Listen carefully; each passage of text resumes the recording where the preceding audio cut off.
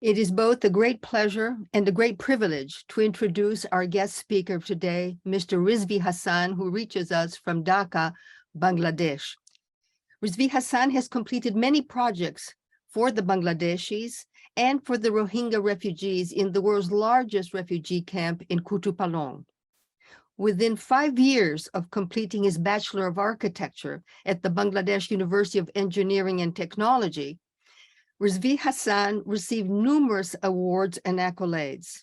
In 2020, his Beyond Survival Safe Space in Teknaf refugee camp was singled out by The Guardian as one of the world's top 10 new architectural projects.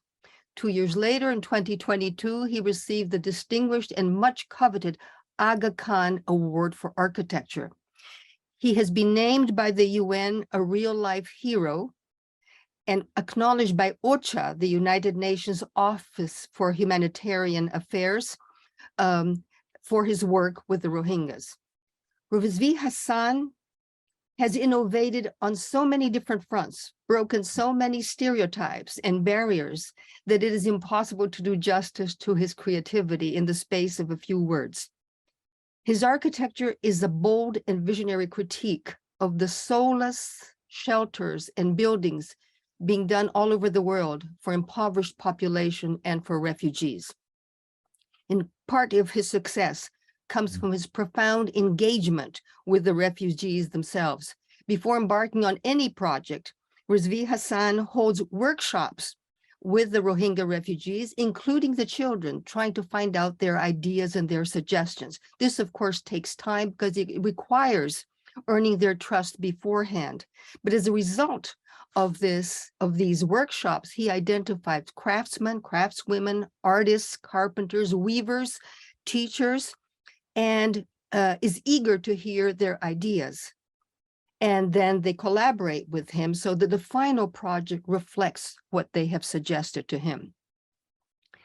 The Rohingyas who fled genocide in Myanmar are a stateless minority. They have absolutely nothing. They possess nothing but intangible heritage. And these projects, Rizvi's projects with them, reflect and give body, shape, and form to this heritage. Rizvi Hassan has designed a series of centers in different Rohingya camps, all with different projects. A cultural memory center that addresses issues of memory and identity, a safe space for Rohingya women and girls, and a Hindu Para center for a small Hindu minority. The Rohingyas are mainly Muslim, but there is a tiny minority. And the Hindu Para center is extremely important because it is shared with the Bangladeshi community, so with the host community. What stands out of this collaboration with the refugees is a work that is utterly sophisticated and known for the beauty, the exquisite beauty of the detailing and the sense of color and joy that emerges from these projects. But you have to see them for yourself. And no one is more knowledgeable and more eloquent in explicating his own work than Rizvi Hassan himself. So in the name of everybody who's attending this lecture, I wish to welcome Rizvi Hassan to Yale. It is a real honor to have you speak to us today. Thank you. Thank you so much, Esther, for introducing me with such kind words. I'm flattered to be here, and I'd like to thank the whole platform who organized this and arranged this scope of discussion between a larger community and to a Bangladeshi one.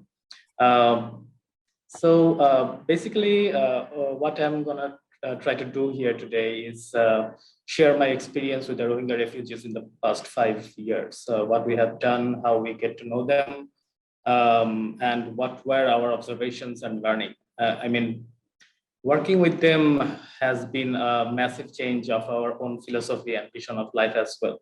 And I'll just try to share this with you. I'd very much like to welcome if anyone has any questions or observations, any kind of understanding, please do share and we can have a discussion.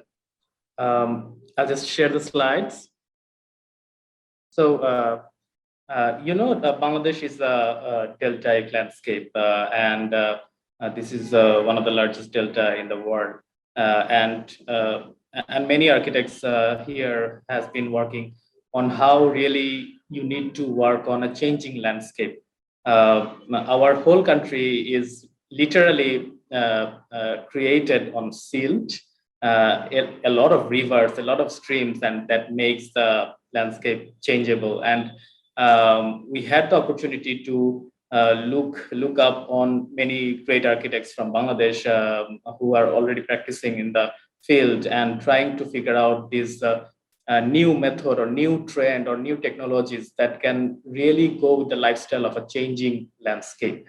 And part of that, as a part of that, we have been working in different cities like Dhaka, Chingaita, Cox's Bazar, Ukhiya-Teknaf, or Sylhet, and in different situations. And and the part of the journey was to really determine who we are in this landscape and what should be our role as architects in this country or in this region even. And that's how it started. And we went to the camp in 2018. I'll tell you a bit about the camp. The influx happened in 2017, the big influx, around a million refugees, Rohingya refugees. They fled from Myanmar to Bangladesh overnight. And it happened before 2017 as well, but that was like in a very small scale, like 20,000 people, 30,000 people. They used to come from 1992 to this country often in a regular basis. But this is the first time such a big influx happened in 2017, and it was a genocide to us. What we could see, whether it was official or not, but it was a massive thing.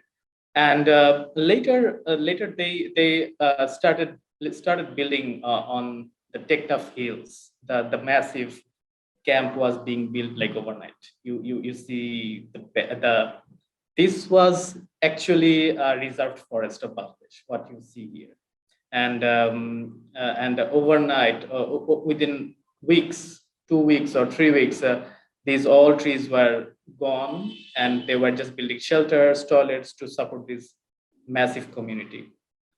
And slowly it started growing like a city, So what we observed is that from 2017 to 2018, it was kind of an emergency phase where everyone really rushed and give their everything to support with the basic facilities. I mean, there was no roof, there's no wash facilities. People couldn't understand if they're walking on mud or was it human waste, or it was very messy situation. I mean, 1 million people was a big deal. And from 2018 to 2019, it was mostly like a post-emergency phase, where it was more about how we can organize the whole camp now in terms of planning, road networks, facilities, and all sort of things. And then the development phase. I mean, we observed a lot of things going on, like Esther was mentioning, mental health facility, and your identity, culture. It was all slowly being recognized in this 2020 to 21 and 22. So this is a photo from Chinaida. We worked before the camp here, and we observed many people working together. Like, there is no architect in this photo, but how they really plan the city together with the help of one or two architects. It was very fascinating to us. And we learned it from Khandokar Hasibul Kabir, another architect who is our mentor. And he does this collaboration with general people or also all sort of community members and try to build the environment together. And we learned from that, and we tried to do the same, almost do the same in the refugee camp context as well. We were very much fortunate to see that process in front of our eye, and later we were able to apply that in the camp situation as well. So the people you see here, these are all our team members. In the last few years, a lot of people, we found a lot of people who were working there, rushing to support the whole situation. And they were very passionate people who wanted to support anyhow with whatever they have in hand. It didn't matter if you were a doctor or an architect or whichever professional you were. Everyone was there to do anything, just day and night. And we became friends to them. We designed a few facilities for the situation, and many things went wrong and many things went right. We started learning who the refugee community is, who the Rohingya people are. Uh, it took us almost 6 months to really understand the people there, to really understand the socio-political scenario there and what's going on, where it should go, to understand the government rules, what should be done, and what should be the ethical side of doing what we are doing. And slowly we tried to experiment with many projects that we did in a very softer approach. Like we didn't want anything heavy or anything big or massive in the early phase because we could do a lot of mistakes there.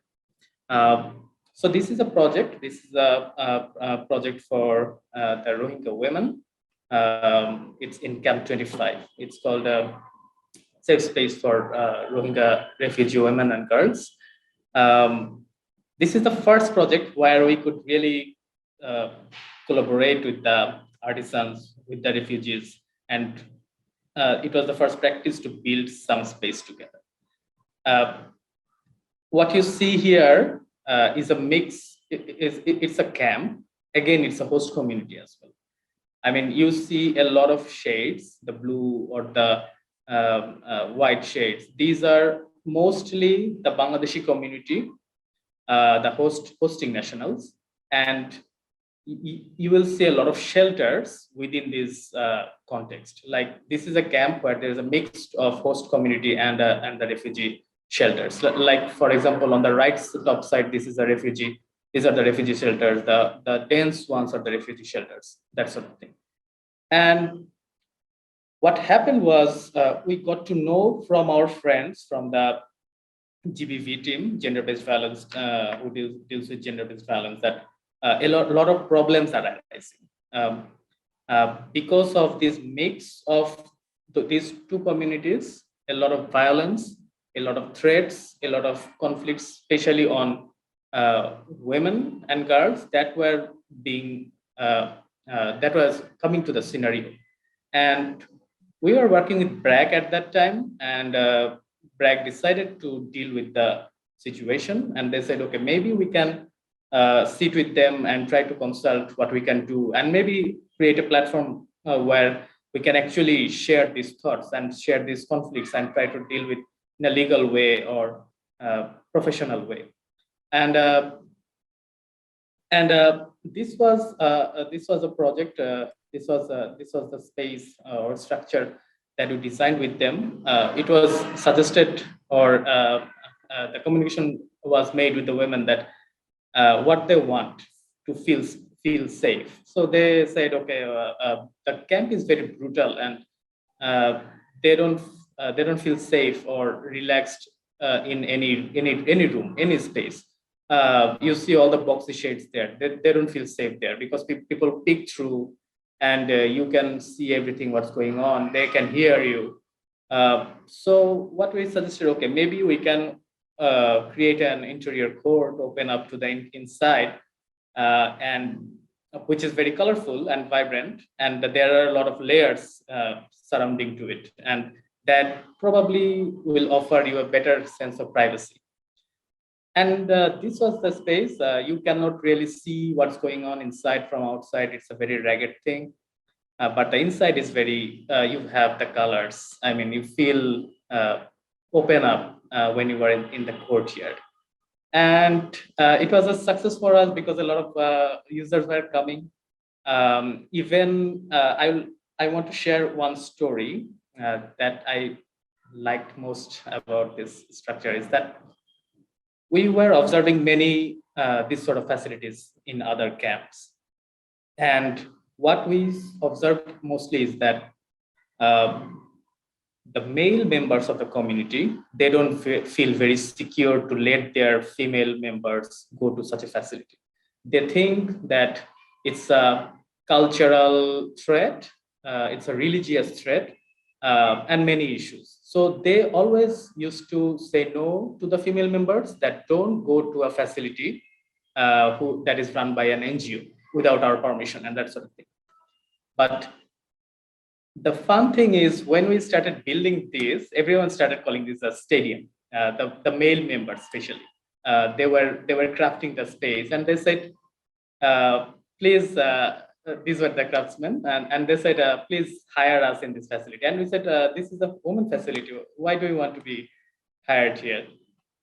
They thought for a while, and they said, "Okay, then I'll send my mother or my wife or my daughter to attend in this facility regularly."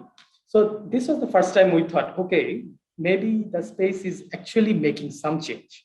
I mean, we didn't heard this from the male members for a long time, that they were trying to send the female members in a positive manner. But this story was a success for me in this project. And now the host community come here, the refugee community comes here, and they often discuss about their problems. I mean, it's a problem. It's a lot of problem in their regular life, but they get to have a sense of joy in a space in a very brutal context. Sometimes this space turns to a green space, and they let it grow, and it's fun to watch that way. And later, this is another project. After that one. This was another project in the Hindupara Community Center. So the Hindupara, I'll talk a little bit about the Hindupara refugee camp. You see in the drawing on the right side, it's a very dense settlement. That is the small camp for the Hindu community, people who are Hindu by religion. And in the left, it's the host community that is Muslim area. So Rohingya refugees are mostly Muslim, 90%, more than 90%, they are Muslim people. But this small Hindu community happened to fled with them during the influx, and they were isolated from the main camp. So there was a conflict regarding religion. So what we found out is that they were more insecure in terms of like being friends with each other and communication and everything. When we went there, they were very insecure, that they thought we're gonna again do some harm to them or break their temple or that sort of thing. So we decided not to work in the camp, but just adjacent to the camp, so that it is a softer approach, that we do not directly go inside the camp, but we build something nice and invite them and try to build the trust slowly in the process. And then we thought, okay, maybe this facility can also be used by the host community when the refugees are gone. So this was the structure where we did also a lot of technical experiments. Like all the panels are modular. You can really dismantle this one and shift it to some other place, or it's a less wastage technology. That very modular design, everything is cut within the dimensions and easy to install. So this was the before scenario. We found out an abandoned shed. That was a chicken poultry shed, but it was abandoned, and we rented it, and we converted the same exact area to a new space. I mean, we didn't even try to plan it or extend the rooms or whatever we had, whatever the room was, we just converted it to a new community center. And you see the walls, these are all modular panels that are attached and just made. The steel frame, these all can be dismantled because the camp is a very unpredictable situation. We saw a lot of structures being demolished within night. The camp in charge, government official, they would come and they would say, okay, we have to move this from this side, and we have to make space from something else for something else. So this happened a lot, and we thought, why not experiment with some technology or some technique where we really can do this modular solution. And this was very this was acceptable, and everyone loved the solution, even the donor, because the donor, they spent a lot of budget, a lot of money on these structures. But within 1 year or 2 years, these structures are like gone, and you cannot salvage anything. But in this solution, you can almost salvage everything from it. You can just use this anytime you want.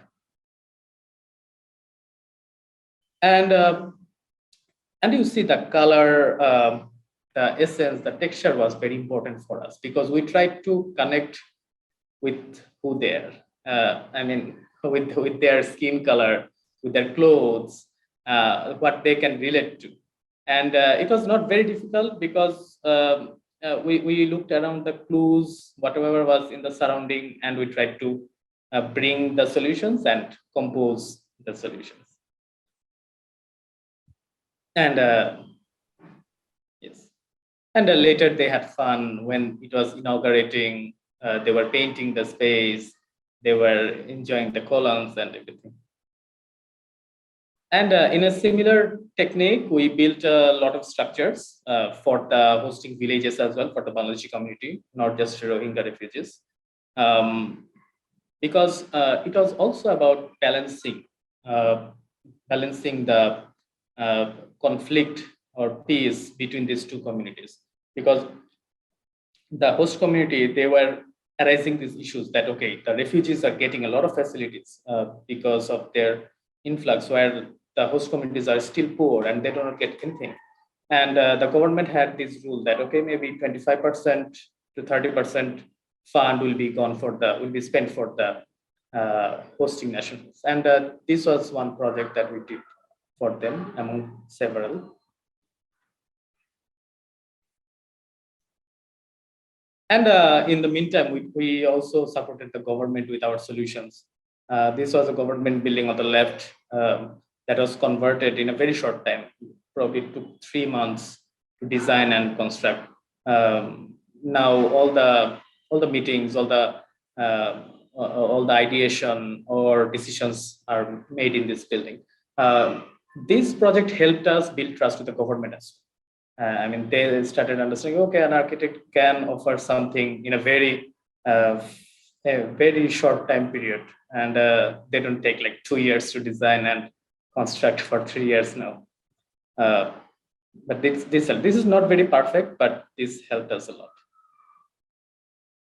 And these are few projects we did later in the same technique. We also did some experiments where we used to live.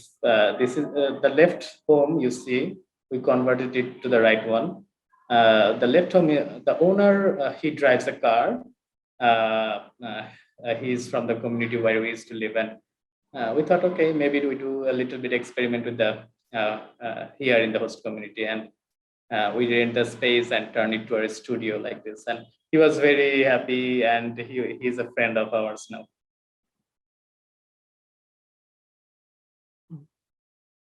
This is this is one project that we did almost in the last phase of the camp development.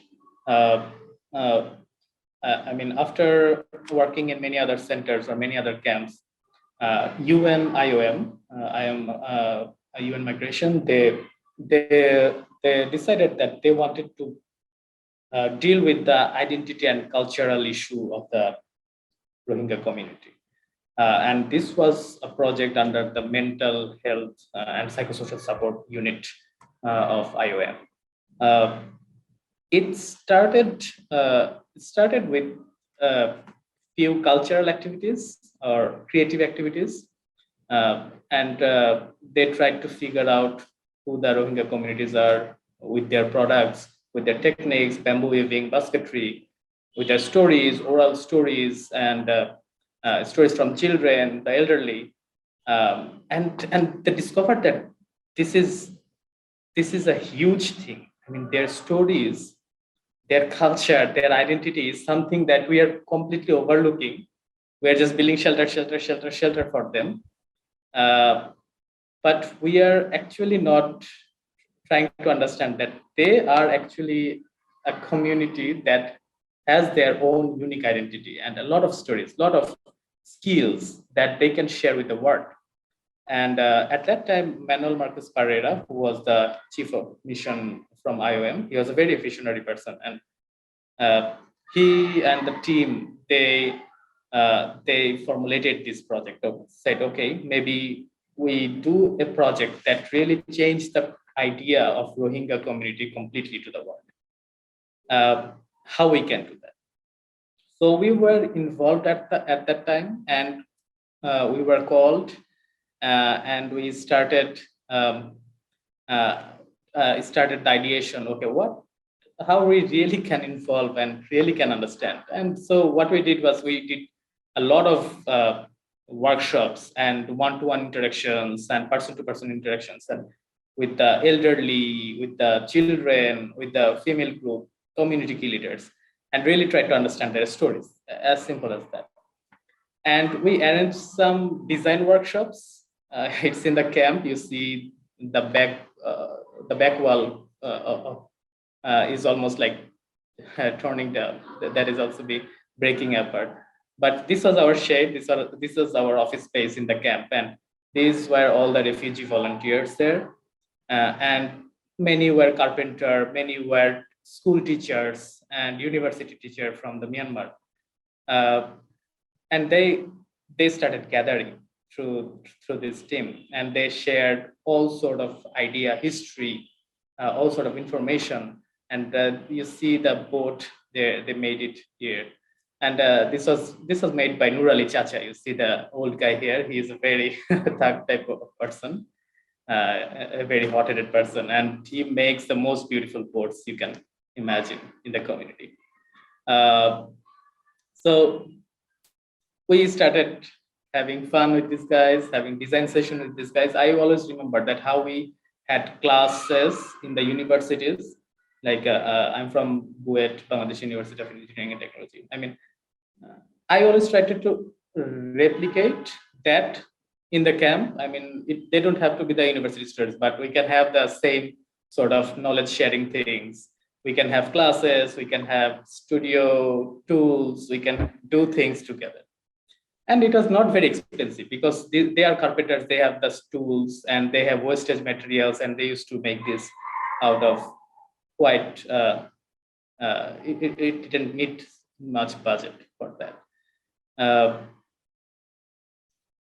And we found out a lot, what they can make and what they can draw, what were their imagination. Like in one studio day, we asked them to design a panel, a wall that no one has ever seen. I mean, we didn't say anything, but just we said, design a weird wall. And this is a drawing by Jaber Bhai.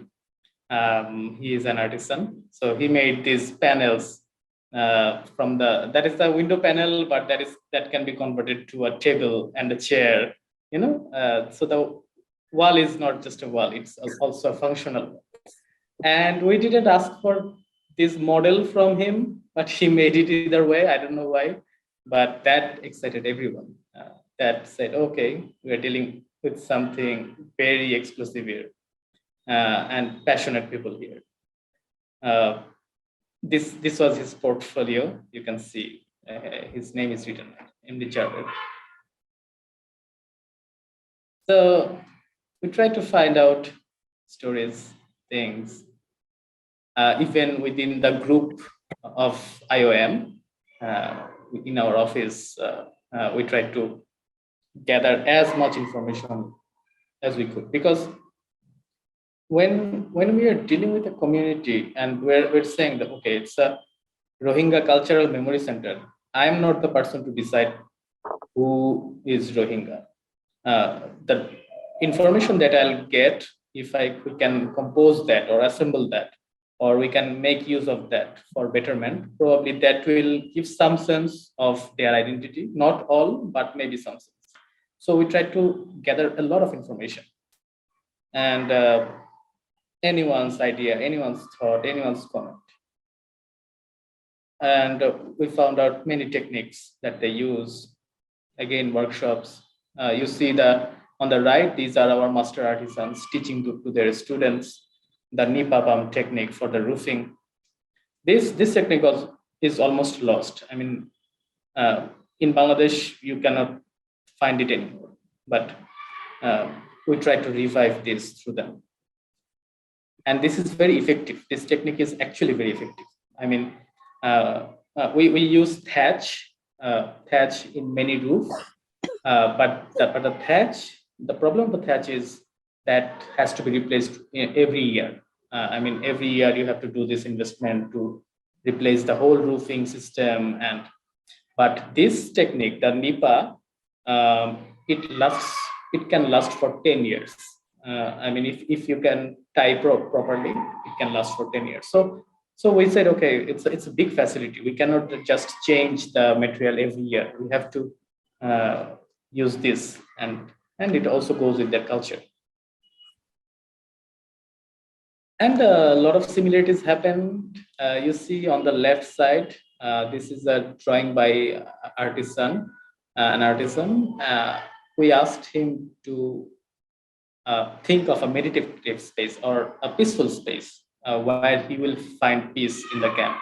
He has drawn this plan. You know, it has a lot of layer, like the veranda, the second semi-outdoor space, and there are rooms. There is another space, and in the middle there is a courtyard where you can see the light. So subconsciously in our original design, it's translated somehow, and you see the space now like this.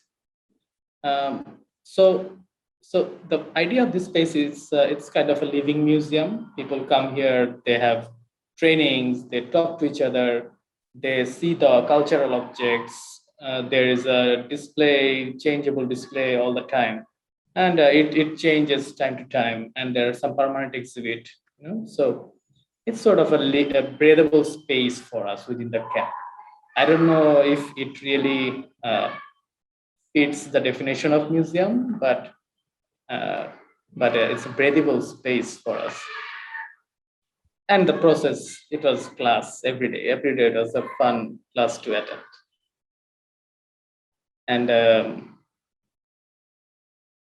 And we also had concerts. So some Rohingya singers, they're singing to entertain the craftsmen, the construction workers. And that lifted everyone's spirit. When we said, look, this is a Rohingya Cultural Memory Center, and you need to come with all the ideas. I am not the one who is going to tell you what to do. I can compose with you, I can help, but you need to come up with ideas. And they came up with the most absurd ideas you can see, and most beautiful ideas, most with their technique, what they can do precisely with the bamboo, with the cane, with the wood, with the mud, with the earth, and they just crafted the whole thing.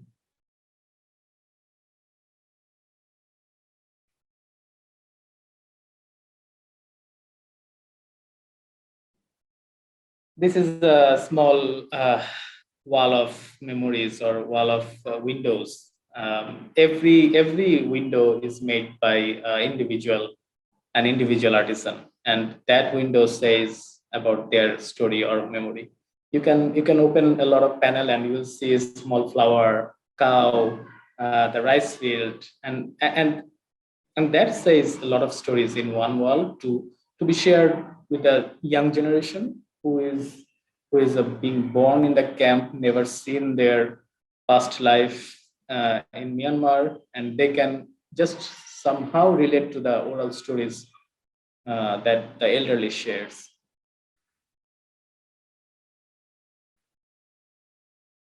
This is Idris Bhai. That is Hossan Bhai. Hossan Bhai made me a table. This is a very portable table. You can fold this one. You can carry this on your shoulder, take to construction sites, put your laptop and work there. Like he was observing that I work on floors or on a wooden panel, whatever I get, and come bring my laptop there. And he said, okay, I'll make you a table. And this was such a beautiful table. I have never seen something like this, and I now carry it everywhere almost.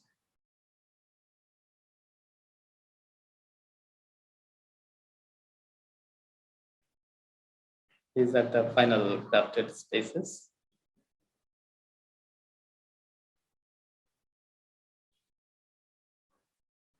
That is Imam Hussain Chacha. And the beautiful thing is, whenever we go to these places now, I mean, they sometimes say they just come to this space for no reason, and they come here, they sit, they talk to each other, because one shelter is it's so compacted for like 20 family members or 15 family members. It's not very, I mean, it doesn't bring you much joy in a compact space often. Or sometimes it may stress you out. So they come with their family members or alone to this space to have a sense of green and sense of light. And the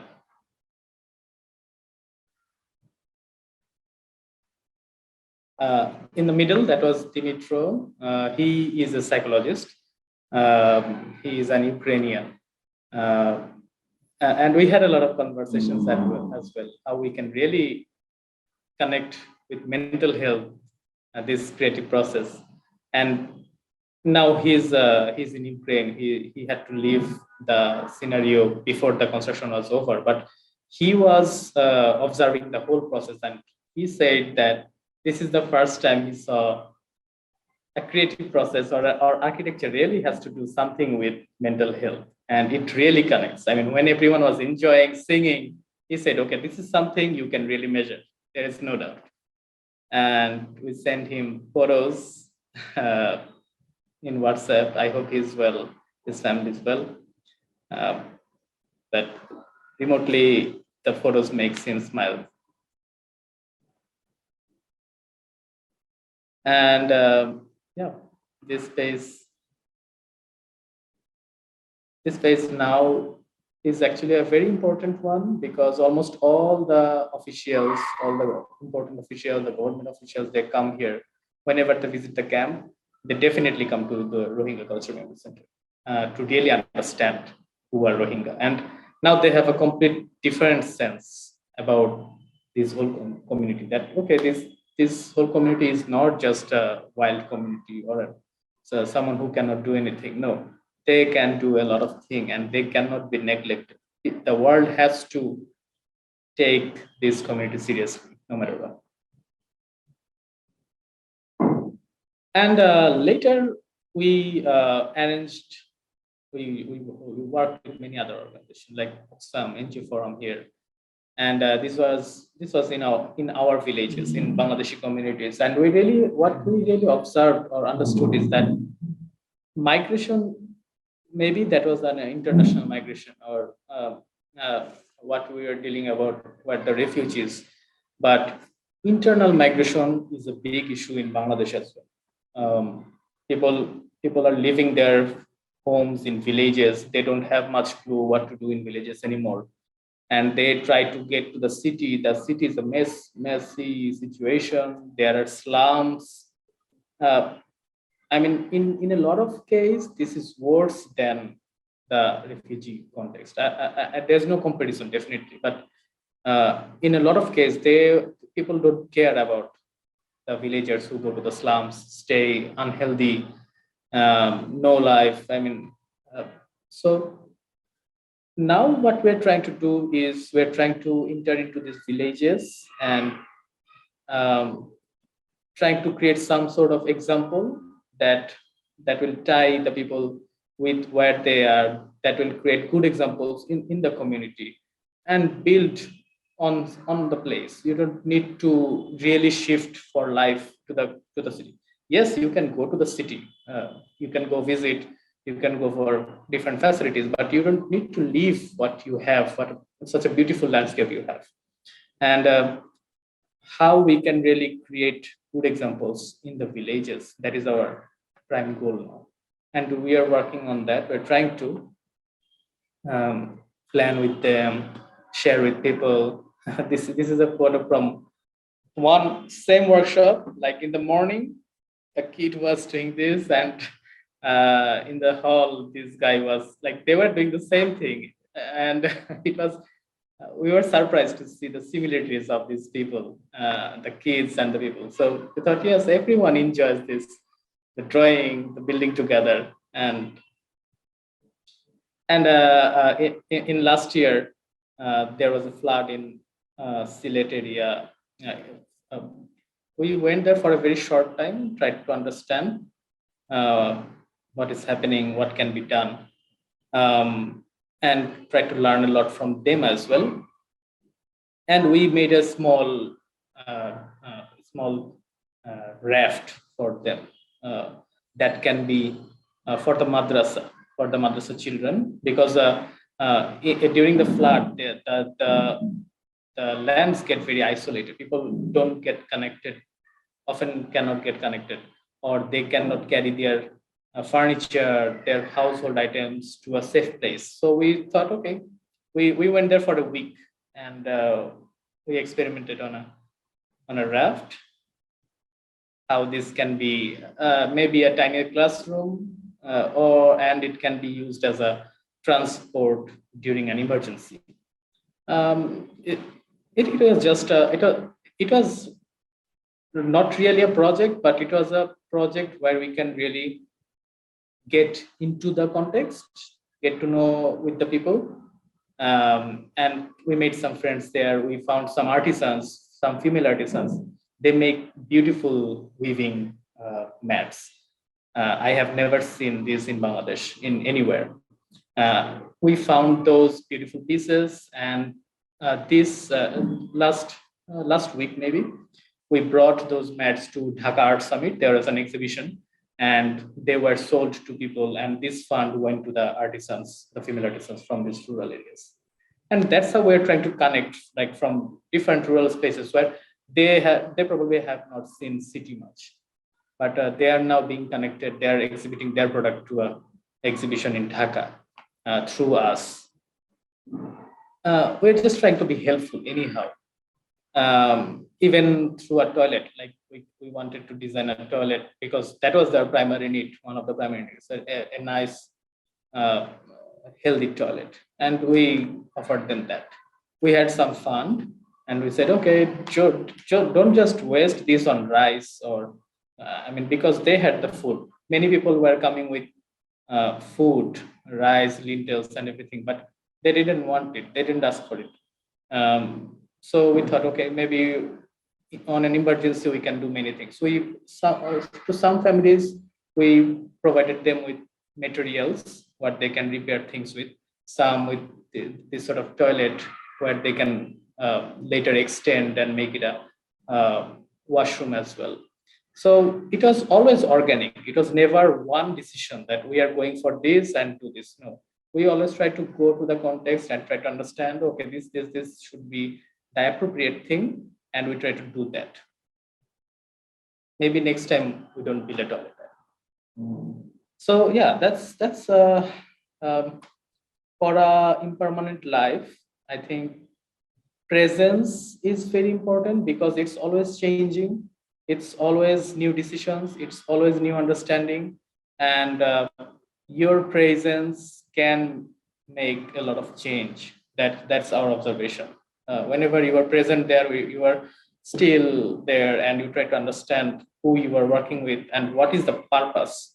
If the budget, if the charity, if whatever resource we have in hand, if we try to figure out that we don't need to do everything, we just need to do the appropriate things sometimes. Try to figure out what are the appropriate things. And that's when magic happens. And that's how we are calling it a presence for a wider spectrum. Thank you. That's all from me. I'll stop the slide. I just have a couple of questions, which are like, in the pictures that you shown, there are lots of greenery and trees around. And in some other pictures that I have seen from the refugee camps, Rohingya refugee camps in Bangladesh, they are very dry. Is that a misconception that of the picture that I have seen before, or did it just happen to be that where you built this center, there were all these trees that have been there for a while? Because I think that gives a lot of, I mean, it's like a transition in between the place. It gives a sense of peace and tranquility rather than seeing all this dry space around. The Ukhiya and Teknaf area, we have in total 32 camps. The most photos you see that is in Ukhiya, that is the most concentrated zone. But we also have a lot of scattered zone in the periphery. Which really merges with the hosting villages. And the projects I have shown you in the first two projects, those were in those areas where the refugee community is merging with the host communities, and those actually support both the refugees and the host nationals.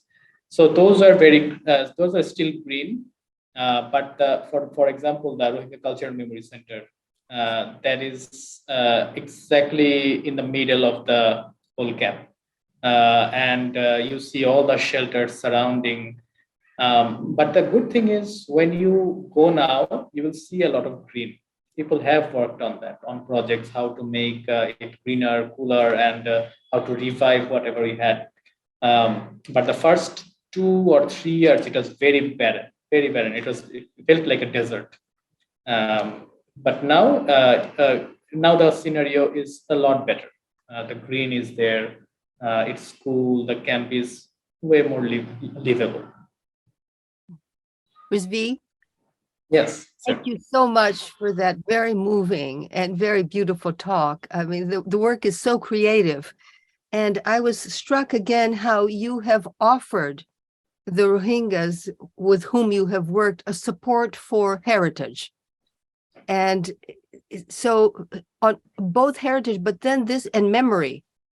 And so the architecture becomes a conduit for this, but I realize also it becomes therapeutic. So you do address mental health. That is one of the very strong things that you realize. It comes across that it becomes therapeutic. And so I wish you would talk a little bit more about these and the stories that you shared, which are so powerful, and they are unique. You're one of the few architects who've worked with genocide. So that already puts you in a unique position. Yes, I mean, from our perspective, what we try to do is, at the beginning, we thought maybe it's just trauma that we are dealing with. It's just bad memories and the genocide.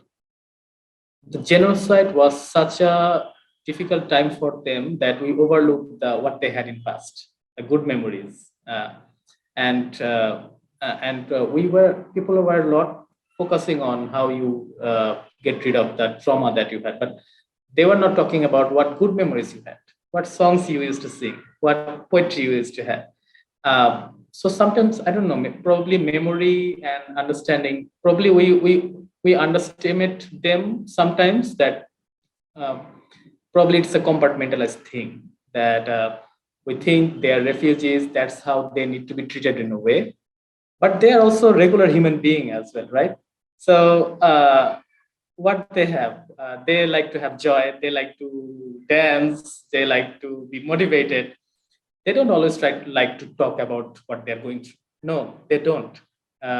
They often get very disturbed. I mean, whenever a journalist is coming and asking all these difficult questions, that stress them out. But when you are going sitting with them in a tea stall and talking about, who is your girlfriend, who is your boyfriend. That's when they start enjoying. Okay, we have a life in camp. We have not lost everything. We have the hope to grow from here. So that was our technique. We always try to avoid from our side to talk about the genocide or the tough situation. Try to make the event joyful. But there has been a lot of time where people used to come to us and seek for help, like little girls and guys who were in trouble and in many issues. And we used to say, okay, go to this person, he can help you, the government can help you. We used to refer them. So we were very aware that, okay, they might come to us with these problems. That is okay. But no, we don't have to talk about that always. So that's how we try to enjoy. That's it. So we have a question from Anisha Saha. She's from the Department of South and Southeast Asia Studies at the University of Calcutta. And she says that the work that you, Rizvi, are doing is absolutely something the world needs to admire and take inspiration from. And her question is regarding the data in relation to gender-based violence in the camp that often led to early pregnancy among teenage girls. Is there such a case in Bangladesh? And if yes, how is the organizations you work with are dealing with that? And the second question that she has is that when you are in the process of building this lovely shelter, was there any encroachment issue raised upon the organization by the government or any other Bangladeshi or regional national? So the first question is yes, definitely. I mean, it happens a lot. And in our team, we always try to have energetic female members like Khaja Fatmi, who is also an architect. She used to work with us in many projects, and volunteers, like female volunteers. So these were because a lot of these issues used to arise, and they used to come with these problems, little children, adolescent girls, and they never used to share this with us, definitely, especially not the guys, but they share it with another female person, and that happened a lot of time. And there are special team, gender-based violence team, who has the counseling service, who has the case management services, and they deal with these issues. Any complex issues that arise, they try to offer any health-related service. They try to offer any legal-related service.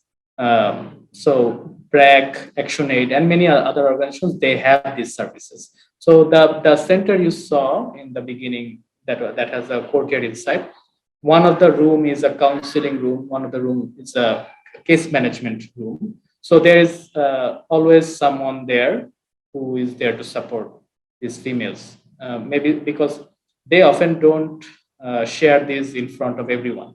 So we had to make some private spaces so that they can come and feel safe and share this in a private manner. And another thing, encroachment has not been an issue because the government in the beginning, they set in the map, in the plan, that this land will be for the camp.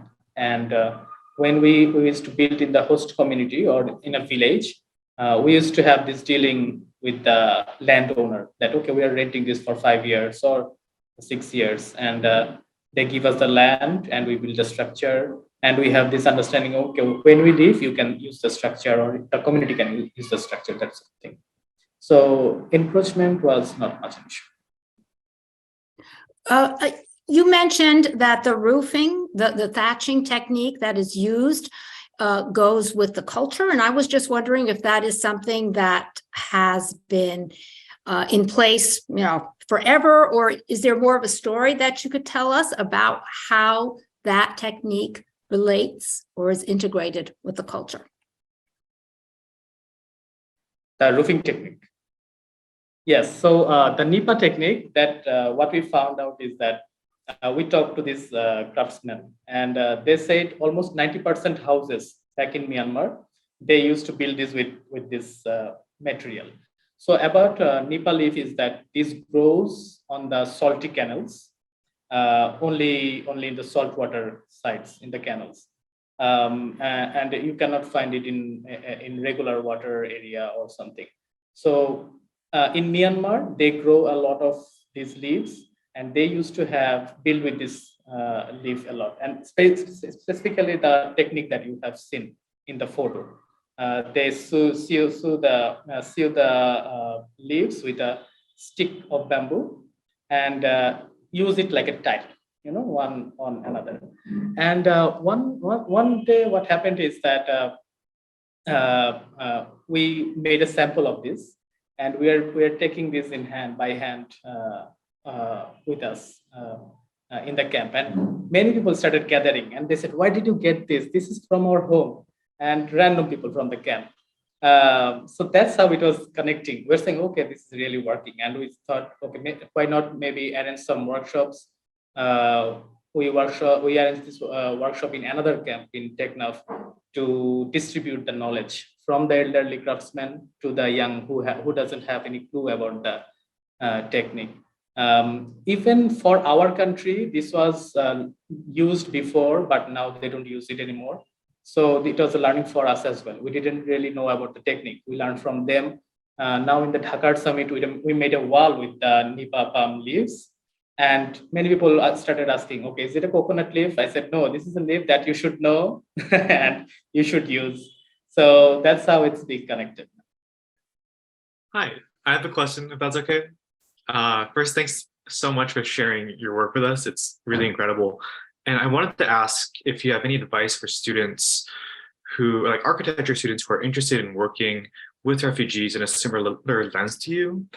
Since like I'm an ESSER student at Yale, and like resources online tend to be either very limited or just limited to formal organizations like the UN. And there's also this added concern of it having a sort of like neo-colonialist approach for students who are not like local to the region.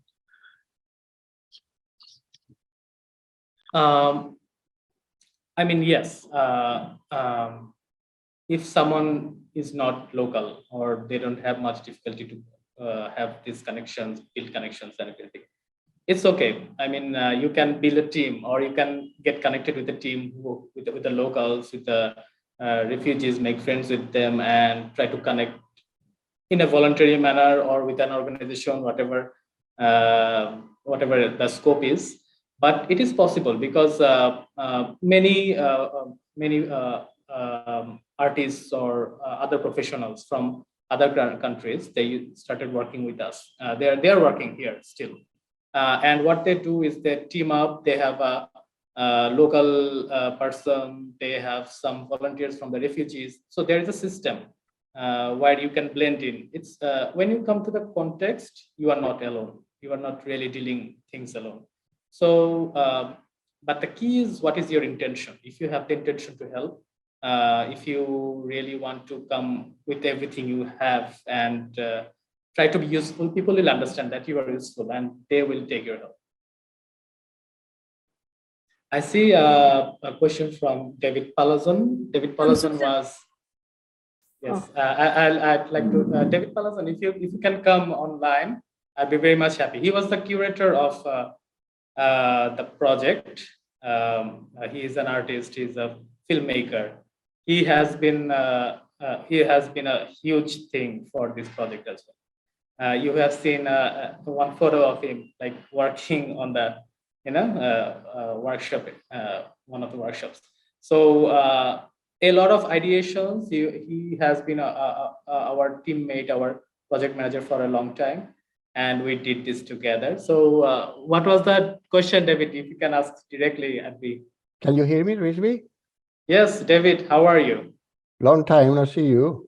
Congratulations on the award and all the work. I'm really happy and glad to see the final result. Thank you so much. Yeah, my question, as you know, it was quite a complicated project, the RCMC. Yes. Before you arrived and after I left. Let's Yeah. put it that way. There was actually a question there from somebody who was asking whether you had faced adversity by the authorities and camp managers and the government. I think that was quite common, as you could explain, or it's not as straightforward as building anywhere else in the world, because it's a quite temporary space, and we don't know for how long they're going to be there, and also there's all the situation, and that has a lot of complexities. But my question was more about the collection. So as you know, we sort of conducted a massive cultural mapping with the community, which landed in a sort of production of a lot of objects, over 1,000 objects and tapestries and so on. And although we have different ideas and there was much consultation with the community, this defined different areas, as you explained, pottery and architectural models and boat making and so on, tangible and intangible, all the music that we recorded in the YouTube channel and so on. So all this was like the material that was supposed to influence the space and the walk-through experience and in the best of the capacity that we were able to put this together and inform and validate by the community and inform your skills. I'm very glad I found you, because we had a previous architect before, which wasn't a very good person. So you did an amazing good job. So your engagement with the community is a primer, I have to say. So congratulations on that one. And but yes, to me it's like the physical, the shaping of the culture. I mean, so about the Cultural Memory Center, I mean, it already took place with you guys, with you. There's Manuel, there was Dimitro, there's other teammates, Raju Bhai, and it was already taking some organic form before. And then you guys had us in the team. And then it shifted to another paradigm. So the process of this whole project was fascinating to me, because we had to really act on what was the demand of the time. It was the complexity of the government, from the government. It was the complexity within the organization, what we can do, what we cannot do, and especially from the government, because this sort of project is not easy to get the permission from the government. No, and we had to we had to wait for the permission for a long time, and I had to change the drawings, the design, simplify it as much as possible for like 5 or 6 times and present it to them. So it was always the point we're saying is presence for a wider spectrum. If we had given up at that time, okay, the government is not agreeing with us the first 2 times or 3 times, then this project wouldn't happen, right?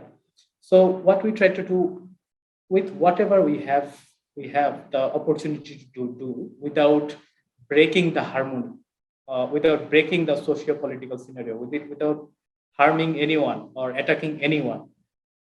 What is the best possible thing we can do?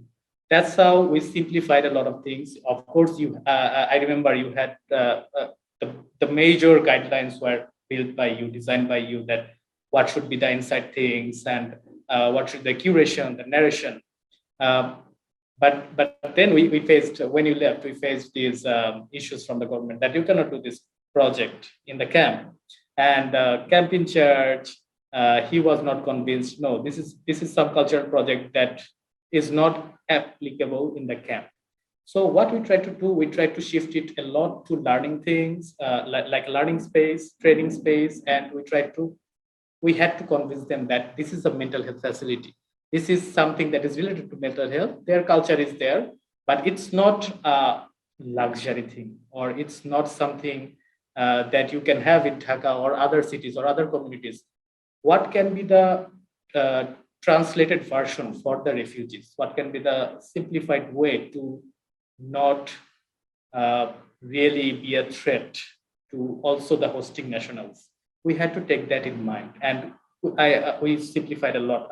The facades were like organics. I don't know if you remember, there was a large board on the outside of the. We had to erase all of this, right? And even during the construction, it was really. I'll tell you, during the construction period, we got the support from the artisans, but the time was short. We already lost a lot of time for the COVID period, and during this time, I don't know, this was the best thing we could come up with. And I said, it's the memory that we will carry during the making of the tiles, the partitions, and even the curators, the present curators, they are working on the new products, the new things, and I'm sure they are just working on growing the whole thing more and more. I'm not in touch with the IM team anymore, but I have the communication with artisans, and I often see photos, what's going on, and they are gradually growing. They are making small villages or whatever we had in mind. I think it will not stop. It's not a fixed thing that we're looking at it. Like if they stay here in 5 years, probably you will see something more crazy growing there. No, for sure. I mean, the guidelines were set and the map is there to be explored and expanded. But to me, the soul of the building was all these objects. I remember before there was a building, because to me I was hired as a curator of a center that didn't exist, of a collection that didn't exist. So I have to create the team that will create with the community a collection that will tell a narrative, and and you have to make a building to shape that narrative. So it was quite an impossible project because the UN don't do cultural centers no, anywhere in the world. At least in a refugee camp. So people have no idea what we went through to make it. And Manuel is, also he had to deal with many things. We all did. But I'm glad, it's finally there and in some sort of shape, and content is evolving into something that the community can hold on to in the adversity of what they are facing, which is unclear how long, they have to be there, For sure it is framed into the MHPSS sort of framework, because that's how it is justified in the UN system, but it is very cultural. Exactly, but what's the most beautiful thing is what you shared with artisans, the trainings, the house model making. I mean, even if these products are gone, these people are the living legends of the community now. I mean, you cannot deny that. Even if the whole facility is not there, this massive team is there to share, to do all the right things for their community. And that's a huge success of you, of the team, of us together. Yeah, they're curating their own life and culture. They didn't know. Exactly. You see, we are the catalyst that provide them with the opportunity to be their own curators and to be the culture men and sort of lead that cultural revolution. Anyway, I will not stop. Maybe I should let you keep going. Thank you very much, everybody. Talk to you later. Hi, I actually have a question as well. I already dropped my question in chat, but I thought it'd be nice to ask it here. I'm just wondering if you can speak a little bit more about the role of peace building, humanitarian organizations, nonprofits, and international aid agencies in making the project that you do happen. since you mentioned the IOM, you mentioned BRAC and a few other organizations, I'm just wondering whether their role in making your projects happen are mostly on the funding, the program design side in terms of the overall community development programs, or they're also providing access to communities and also helping you liaise with the government so that to make sure that you kind of meet their vision and their requirements. Yeah, can speak a little bit about that. Thank you. Yeah, I mean, we had this confusion that whether we can explore through the strict systems of UN or other organizations and do this and non-conventional, unconventional things. But we had to take the courage to do that. I mean, the funding was there, the projects are there, and the project has some sort of guidelines, but when you are there as a catalyst and you say this is the right thing to do under this project, there is always chance to improvise. There is always chance to make it, shift it a bit in a right direction and come up with a nice, very appropriate thing, I would say. We often think, okay, these are the projects, I have to just do this. That is the biggest criticism of NGOs probably, that they always operate from outside, they bring the funding, they have to just do this, fill up the checklist, and sometimes it's a mess instead. But in many cases, it's not a mess. It's actually very helpful and very beautiful. And that's all because of the person who is there, who is operating. I mean, in the organizations, I have met so many brave persons, so many visionary persons who actually could think in a creative way, in a visionary way, and they could improvise wherever they need. They could even come up with new projects like the RCMC, the Rohingya Culture Memory Center. The team worked to build this project, right? They created this project under mental health. So there is always chance for the people who are in charge to really have these visionary decisions. And if you can really encourage them, come up with a nice idea, and slowly, you don't have to always push them, just slowly have discussions. And there are a lot of people, a lot of positive people to really make change. There are a lot of people who don't want to do much. They want to just do their desk job, but a lot of people are actually making change, and they are actually do these benefits to the people. So I was just asked to thank you for this extraordinary, really deeply moving presentation. We were honored to hear you, and we look forward to having this posted on our website, and look forward to continuing to follow your career, and congratulate and salute you for everything you have done for the Rohingyas and the path you have shown to the profession. That is no mean feat. It's an extraordinary achievement. So thank you. Thank you so much. Thank you very, very much. And thanks to all of you for being present at this event. We will certainly be following Rizvi Hassan as he goes along in his career. Thank you. Thank you so much for having us, and I really enjoyed the time. Hope to see you again.